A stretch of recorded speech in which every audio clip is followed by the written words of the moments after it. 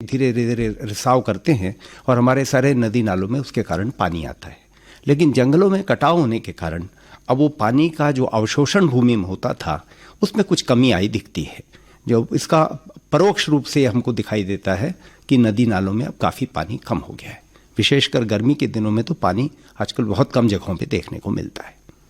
जी, तो इससे एक तरह से पर्यावरण का संकट हमारे सामने आ खड़ा हुआ है। पर्यावरण को लेकर आज हमारी चिंता किस प्रकार की है? देखिए, पर्यावरणीय चिंता इसलिए उत्पन्न हुई है क्योंकि जैसे जैसे मानव विकास के क्रम में आगे बढ़ा तो उसने एक औद्योगिकीकरण की तरफ हमारा रुझान बढ़ा। कल कारखाने खुले, इन कल कारखानों को चलाने के लिए ईंधन की आवश्यकता पड़ी और ये ईंधन ज़्यादातर शुरुआती दौर में ईंधन पूरे जीवाश्म ईंधन होते थे, यानी फॉसिल फ्यूल जिसे हम कहते हैं, जिसमें कोयला है, क्रूड ऑयल है। आज आवागमन के साधनों के लिए हमको पेट्रोल और डीजल के ऊपर निर्भर रहना पड़ता है। तो ये तमाम चीज़ें ऊर्जा के ऊपर हमारी निर्भरता बढ़ती चली गई। और जब भी इन ऊर्जा का उपयोग होगा तो निश्चित रूप से जब कल कारखाने चलेंगे या आवागमन के साधन सुगम होंगे तो निश्चित रूप से प्रदूषण की स्थिति निर्मित होगी। और ये प्रदूषण वायु प्रदूषण भी हो सकता है, जल प्रदूषण भी हो सकता है, ध्वनि प्रदूषण भी हो सकता है, यानी अलग अलग किस्म के प्रदूषण हम उससे दो चार होते हैं। जैसे मैं आपको बताऊं, आप हमारे प्रदेश में कोयले के भंडार हैं और कोयले के भंडार होने के कारण ही हमारे यहाँ जो ऊर्जा पैदा कर रहे हैं, हम विद्युत ऊर्जा जो पैदा कर रहे हैं वो तापीय विद्युत ऊर्जा है। और ये जितने हमारे थर्मल पावर स्टेशंस हैं, इन थर्मल पावर स्टेशंस में हम कोयले को जलाते हैं, पानी को गर्म करते हैं और वो जो भाप बनती है उसे स्टीम टरबाइन घुमा के हम बिजली पैदा कर रहे हैं। तो ये जो कोयला जल रहा है, ये कोयला जलने के कारण इसमें सिंपल सा केमिकल का रिएक्शन होता है। कार्बन ऑक्सीजन की उपस्थिति में जलती है, कार्बन डाइऑक्साइड बनता है और ऊर्जा प्राप्त होती है। और जो धुआं निकलता है जिसको हम चिमनी से छोड़ते हैं, उस धुएं में कई बार कार्बन के ऐसे पार्टिकल्स रह जाते हैं जिसको हम कहते हैं सस्पेंडेड पार्टिकुलेट मैटर, एसपीएम कहलाते हैं वो। और ये एसपीएम के धूल के छोटे छोटे कण होते हैं और ये कण वायुमंडल में फैल जाते हैं। इसी प्रकार कल कारखानों में भी जो हम रॉ मटेरियल को यानी कच्चे माल को फिनिश्ड गुड में जब हम परिवर्तित करते हैं तो भी वहाँ दहन प्रक्रियाएं ज़्यादातर होती हैं। और चूंकि प्रदेश में ज़्यादातर हमारे यहाँ धातुकर्म उद्योग हैं, मेटलर्जिकल इंडस्ट्रीज़ हैं, उनको एनर्जी की बहुत ज़्यादा ज़रूरत पड़ती है। तो ये जो आयरन, स्टील, स्पॉन्ज आयरन, ये जितनी भी प्रकार की धातुकर्म उद्योग हैं, इनमें इस ऊर्जा का उपयोग हो रहा है और इसमें भी कोयले जलाए जा रहे हैं। तो ये कोयले के जलने के कारण, कोयला चूंकि जीवाश्म ईंधन है तो उसमें कार्बन है, उसमें सल्फर है, उसमें नाइट्रोजन है। ये तमाम चीज़ें जब जलती हैं, ऑक्सीजन के साथ मिलती हैं तो अपने ऑक्साइड्स बनाती हैं और ये ऑक्साइड्स वायुमंडल में आ जाते हैं। और आपको मैं बताऊं कि ये जो ऑक्साइड्स हैं ये सारे एसिडिक ऑक्साइड्स हैं, यानी वायुमंडल में जो वाष्प उपलब्ध है उसके साथ रासायनिक क्रिया करते हैं और वो एसिड बनाने का काम करते हैं। तो इसलिए हम जो जिस बात करते हैं तेजाबी बारिश की या तमाम चीज़ें, तो ये सब होने के खतरे भी उससे बढ़ जाते हैं। दूसरा, ये जो सस्पेंडेड पार्टिकुलेट मैटर यानी जो धूल के कण निकल रहे हैं, ये धूल के कण भी हम जब सांस लेते हैं तो ये हमारे फेफड़ों के अंदर पहुंच जाते हैं और एक परत बना लेते हैं। तो हमारे स्वास्थ्य पे भी इसका बहुत प्रतिकूल प्रभाव पड़ता है। तो ये जो एक्यूट रेस्पिरेटरी डिजीजेस जो आजकल काफ़ी चलता है, वो भी इसका प्रमुख कारण भी ये है कि हमारे धूल में, हमारे वायुमंडल में बहुत सारे धूल के कण विद्यमान हैं। और चाहे वो खदानों से आ रही धूल हो, चाहे उद्योगों से आ रही धूल हो, या चाहे हमारे आवागमन के जो साधन हैं, इतनी गाड़ियां चल रही हैं, जो वेहिकुलर पोल्यूशन जिसको हम कहते हैं, वाहनों के कारण, और सड़क पे जो धूल पड़ी है उसके ऊपर से जब वाहन गुजरते हैं तो वो धूल भी हवा में उड़ते हैं और ये पूरे हमारे जो एयर क्वालिटी है, जो वायु की गुणवत्ता है, उसको भी वो खराब करते हैं और जिसका हमारी सेहत के ऊपर बड़ा दुष्प्रभाव पड़ता है। जल और ज़मीन की बात करें तो जल को किस प्रकार प्रदूषित कर रहे हैं? देखिए, जितने हमारे औद्योगिक संस्थान हैं उनमें से जो निस्तारण का पानी निकलता है वो ज़्यादातर उन्हीं जल स्रोतों में जाता है, यानी वो नदी नालों से में बहा दिया जाता है और वो नदी नालों को वो प्रदूषित करते हैं। इसी प्रकार हमारा जो म्युनिसिपल सॉलिड वेस्ट है, म्युनिसिपल वेस्ट है, सीवेज वाटर है, ये तमाम चीज़ें हम जल से प्रवाहित होते हैं और हमारे आसपास के नालों में वो से निकलते हैं, नदियों में जाकर मिलते हैं। तो हमारे जल स्रोत एक तो उस रीति से भी दूषित हो रहे हैं। दूसरा, हमारे खेतों में हम बहुत ज़्यादा खाद का प्रयोग कर रहे हैं, कीटनाशकों का प्रयोग कर रहे हैं और ये सारे हमारे यहाँ धान की खेती होती है। धान की खेती आपको मालूम है, जब खेत लबालब पानी से भरा रहता है तब हम करते हैं। तो कई बार ये पानी जो है ये ज़मीन के नीचे रिस करके हमारा जो भूगर्भ जल है या जो सबसॉइल मॉइस्चर है उसको भी ये कंटैमिनेट करता है, उसको भी प्रभावित करता है। तो इसके कारण ये fertilisers, excessive use of fertilisers है, excessive use of insecticides and pesticides हैं, ये कीटनाशक जो हैं ये सारे हमारे शरीर के लिए बहुत नुकसानदायक हैं। और ऐसा पानी जिसको अगर हम पीने लगेंगे तो निश्चित रूप से हमारे शरीर को नुकसान पहुंचाएंगे। जी, हम अपनी बातचीत को आगे भी जारी रखेंगे, लेकिन श्रोताओं, इस खूबसूरत गीत के बाद इनसे मिले कार्यक्रम में पुनः एक बार आपका स्वागत है। और आज इस कार्यक्रम में हमारे मेहमान हैं के सुब्रमण्यम साहब, जो कि राज्य योजना आयोग के सदस्य हैं। सर, अब हम आपसे ये जानना चाहेंगे कि विकल्प क्या रह जाते हैं हमारे सामने। देखिए, इसमें सरकार की तरफ से बहुत सारे प्रयास हो रहे हैं। आप देखिए, हम धीरे धीरे इलेक्ट्रिकल व्हीकल्स की तरफ जा रहे हैं ताकि जीवाश्म ईंधनों के ऊपर हमारी निर्भरता कम हो, क्रूड ऑयल का उपयोग कम हो। हम जो हमारे कोल हैं उनको भी कोल वॉशरी से गुजार रहे हैं ताकि कोल से निकलने वाली जो अशुद्धियां हैं, जो ऐसे गैसेस जो निकलते हैं वो कम हो जाएं, उसकी अशुद्धियां कम हो जाएं। हमारे प्रयास ये भी रहते हैं कि जितने संसाधन हैं उनका उपयोग हम से कम करने लगें। तो आजकल हम 3 R की बात करते हैं। हम कहते हैं सब किसी भी चीज़ का इस्तेमाल जिसके कार्बन फुटप्रिंट है, यानी जिसमें कार्बन की निर्भरता ज़्यादा है, उसका उपयोग हम कम से कम करें। तो हम कहते हैं रिड्यूस, रीयूज और रिसाइकिल।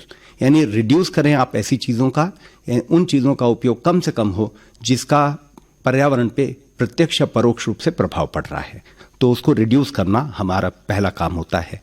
रीयूज करना किसी चीज़ का, जैसे आप देख रहे हैं बहुत सारे पूरे विश्व में प्लास्टिक का संकट बहुत बढ़ गया है। ये प्लास्टिक का डिस्पोजल यानी इसका निस्तारण हम ठीक से नहीं कर पा रहे हैं, और बहुत सारे ऐसे सिंगल यूज़ प्लास्टिक हैं जो एक बार उपयोग में आने के बाद उसको हम फेंक देते हैं, और ये बहुत हमारे लिए तकलीफ देह स्थिति पैदा कर रहा है।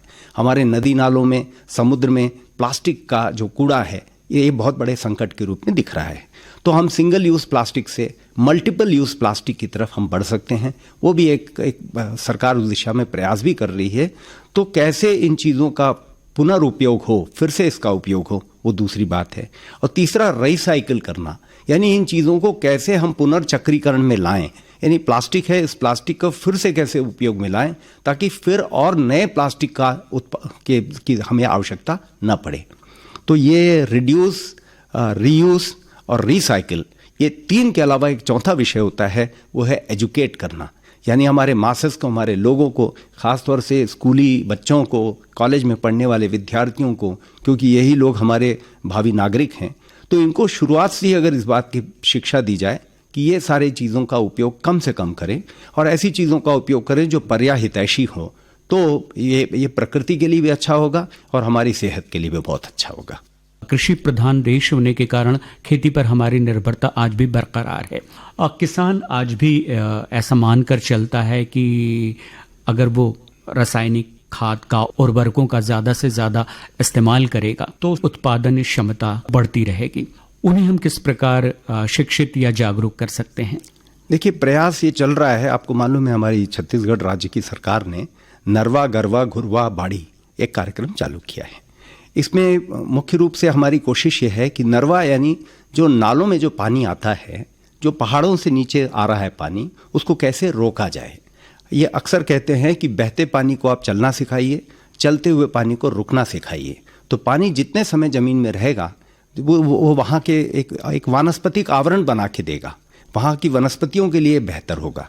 तो प्रयास ये है कि पानी को रोका जाए, नहीं तो पानी वेस्ट हो जाते हैं, नदी नालों के रास्ते समुद्र में चले जाते हैं और उसका उपयोग हम नहीं कर पाते। तो पानी का, जल का संरक्षण एक होता है उसमें। दूसरा, वानस्पतिक आवरण उससे सुधरती है। इसके बाद नरवा के बाद आता है गरुआ। हमने, चूँकि हमारा कृषि प्रधान देश है, कृषि प्रधान प्रदेश है, यहाँ गाय भी हमने बहुत पाल रखा है, तो इस गाय का कैसा बेहतर उपयोग हो। तो आपने देखा होगा राज्य सरकार ने गोबर खरीदने की योजना चालू की है। 2 रुपए किलो में हम गोबर खरीद रहे हैं गांव वालों से।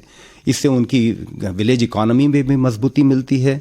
और फिर गांव में जो महिला स्व सहायता समूह हैं, हमारी गोठान समितियां हैं, वहाँ इन गोबर को हम वर्मी कंपोस्ट में कन्वर्ट कर रहे हैं, कंपोस्ट बना रहे हैं, सुपर कंपोस्ट बना रहे हैं और गांव वाले इसका फिर से उपयोग कर रहे हैं।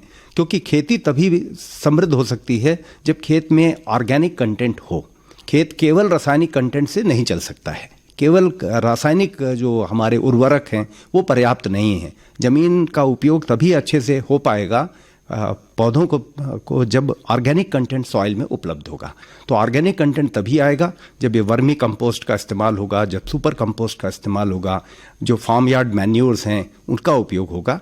तभी हमारे केमिकल फर्टिलाइजर भी अपनी पूरी पोटेंशियल के साथ वो प्लांट को अवेलेबल होंगे। उसको हम कहते हैं बायो अवेलेबिलिटी। तो प्लांट के लिए अवेलेबल तभी होंगे जब जमीन में, मृदा में कार्बनिक पदार्थ उपलब्ध होंगे। कारखानों में, उद्योग धंधों में हम देख रहे हैं कि पर्यावरण प्रदूषण बढ़ता जा रहा है। उसको रोकने के लिए क्या किया जा सकता है? देखिए, उद्योगों को काफ़ी उसके लिए निर्देश जारी हुए हैं और पूरा का पूरा उसके लिए हमारे पास कानून भी है और कानून के प्रवर्तन करने की एजेंसियां भी हमारे पास उपलब्ध हैं। इन सब के बावजूद भी हमारे उद्योगपति साथियों से भी समय समय पे चर्चा होती है। उन्हें भी कहा जाता है कि चूंकि वे भी समाज के अंग है तो ये उनकी भी जिम्मेदारी है कि वो इन प्रदूषण ऐसे टेक्नोलॉजी का उपयोग करें जो कम से कम प्रदूषण को फैलाए और प्रदूषण को नियंत्रित करें। क्योंकि प्रदूषण को रोका जाना संभव नहीं है, उसको नियंत्रित किया जा सकता है और उसके लिए लिमिट्स भी बनाए हुए हैं कि कितनी मात्रा में प्रदूषण। क्योंकि प्रदूषण रहित उद्योग यानी कोई बड़ी कारखाने हैं, जो मेटलर्जिकल इंडस्ट्रीज़ हैं, उनको बगैर प्रदूषण रहित बनाना काफ़ी मुश्किल काम है। तो प्रदूषण को कितना कम से कम किया जाए, इसीलिए हमने कुछ नॉर्म्स भी बनाए हुए हैं। आप देखते हैं हमारे पास वाटर एक्ट है, हमारे पास एयर एक्ट है, हमारे पास एनवायरनमेंट प्रोटेक्शन एक्ट है। ये तमाम कानून हैं और इन कानून का प्रवर्तन कराने के लिए हमारे पास एनवायरनमेंट कंजर्वेशन बोर्ड नाम की संस्था है प्रदेश में, जो ये काम देखती है। उसके जो क्षेत्रीय अधिकारी हैं वो समय समय पर उद्योगों की जांच करते हैं और ये देखते हैं कि उद्योग अपने पर्यावरणीय नियमों का पालन कर रहे हैं या नहीं कर रहे हैं। पुनः इस गीत के बाद पुनः इनसे मिले कार्यक्रम में आपका स्वागत है। और आज इस कार्यक्रम में हमारे साथ हैं के सुब्रमण्यम साहब, जो कि राज्य योजना आयोग के सदस्य हैं। सर, अब हम आपसे ये जानना चाहेंगे कि वनों की सुरक्षा के लिए जो गांव स्तर पर वन समितियां, वन संरक्षण समितियां काम करती है, वो किस तरह काम कर रही हैं? देखिए, हमारे प्रदेश में लगभग 7,500 समितियां काम कर रही हैं, जिन्हें हम वन सुरक्षा समिति कहते हैं। और ये वन सुरक्षा समितियां, बहुत सारी समितियां सक्रिय भी हैं और वो वन विभाग को उनसे पूरा सहयोग मिल रहा है, जो न केवल वन अपराधों की रोकथाम में बल्कि शिकार वगैरह को पकड़ने में, इन सब में मदद कर रही हैं। इसके साथ ही साथ उनकी सेवाएं हम वृक्षारोपण कार्यक्रम में और दिगर जितने भी वन विभाग की वानिकी गतिविधियां हैं उनमें भी उनका सहयोग हमको प्राप्त होता रहता है। तो वो बहुत सारी समितियां हमारी सक्रिय हैं और उनको हमने दूसरे एक्टिविटीज़ से भी जोड़ा है। हमने कहा कि वो लघु वनोपज के संग्रहण में भी वो सम्मिलित रहेंगे और उनकी जो इकोनॉमिक एक्टिविटीज़ हैं, जो उनकी आय के साधन हैं, उसके दिशा में भी वन विभाग काफ़ी सक्रिय है और उनकी आय के स्रोत को बनाए रखने की भी कोशिश वन विभाग करता रहता है। जी, हम इमारती काष्ठ के व्यापार में हैं, जल और लकड़ी का व्यापार करते हैं, बांस की बिक्री करते हैं। इसके अलावा हम बहुत सारे लघु वनोपजों का संग्रहण करते हैं। आप देखते हैं तेंदुपत्ता है, हर्रा है, बहेड़ा है, बहुत सारे ऐसे लघु वनोपज हैं, साल बीज है, गोंद है, अलग अलग किस्म की। इन सब का संग्रहण वन विभाग करता है और ये सारे संग्रह जो हमारे संग्रहण करता है वो हमारे गांव के स्थानीय निवासी होते हैं। तो उनके लिए सरकार समर्थन मूल्य की घोषणा करती है।